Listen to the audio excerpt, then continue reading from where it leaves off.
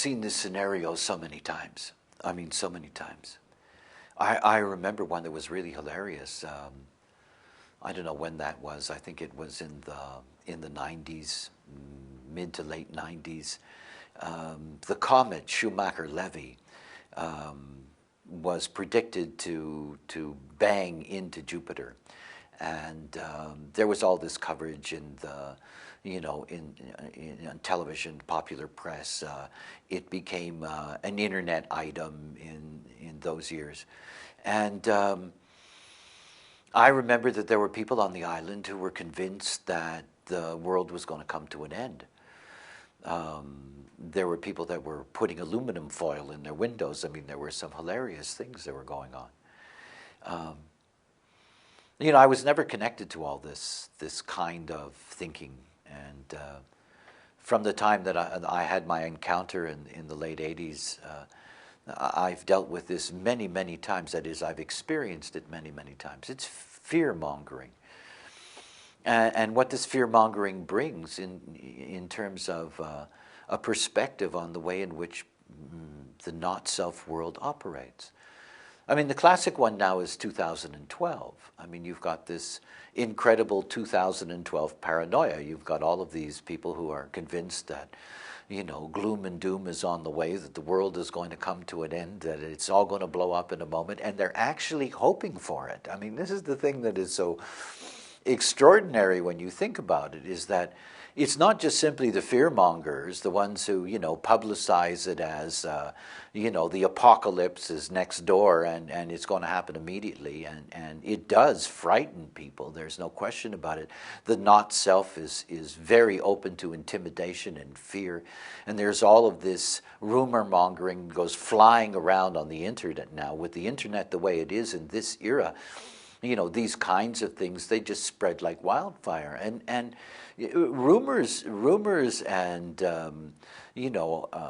apocalyptic prophecies, they get their press. They really do. I look at that from a totally different perspective. I mean, aside from the fact that 2012 has nothing to do with the end of the world, I mean, absolutely nothing to do with the end of the world, and something that I've looked at before in my Rave History series. It's about looking at the beings. It's about all of these beings, particularly in the so-called New Age, all of these beings out there who want the end to come. I mean, think about that. I mean, they're the ones who get so cranked up about all of this. They're the ones who promote it. They're the ones who gleefully say it's all coming to an end. I mean, there have been doomsday sayers forever. I mean, I know. It's just part of the machinery. And yet it says something about the nature of all those beings' lives. It does, doesn't it? Where are they in their lives that, the apocalypse is something that they're rooting for? Where are they in their lives in relationship to themselves, in relationship to others, to their families, to their children, to their parents, to their loved ones, whatever the case may be? There are these beings who obviously are so deeply disconnected from why we're here. I mean, from why we're here. We're not here to die in the sense that that's the story, bring it to an end. It's been a lousy incarnation. It's a lousy incarnation when you don't live it correctly, when you live it in ignorance. This is just ignorance flying around. It is. And it's not so much the adults that it's impacting, because the adults are used to this. I mean, once a year there's some kind of something, that everybody gets nervous about. It's children. It's the way in which this passes through a society. I had my own children asking me if the world's going to come to an end in 2012. I mean, it's really a joke. And it's not a nice joke. Where are these beings in their lives? Where are they within themselves? It's an extraordinary thing to be here on this plane. It is. Despite the nature of the world and what homogenization and the not-self brings to it. But I mean, if you can hear my voice, at least you have an opportunity to experiment with the possibility that it is something unique and extraordinary to be here, to embrace the beauty of this life. I cannot understand how anyone who claims to be spiritual cannot embrace this life and discover its beauty.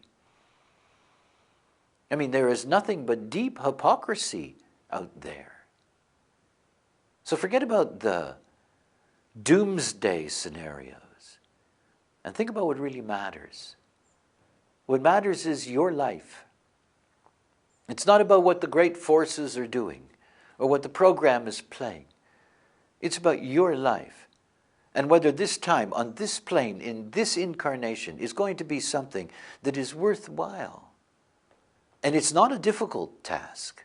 It isn't. It's about pointing yourself to the truth, that your life is something that is worthy, to discover that.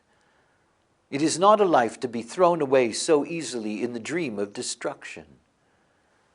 It can be a magnificent thing, of great value and beauty to those that are around you, and to you, the fulfillment of your purpose on this plane. We all have a purpose. You cannot reach that as not self. You cannot reach that caught up in propaganda and hysteria. You can only reach that by digging deep and surrendering to what's possible for you here on this plane. It isn't going away, not in a hurry anyway.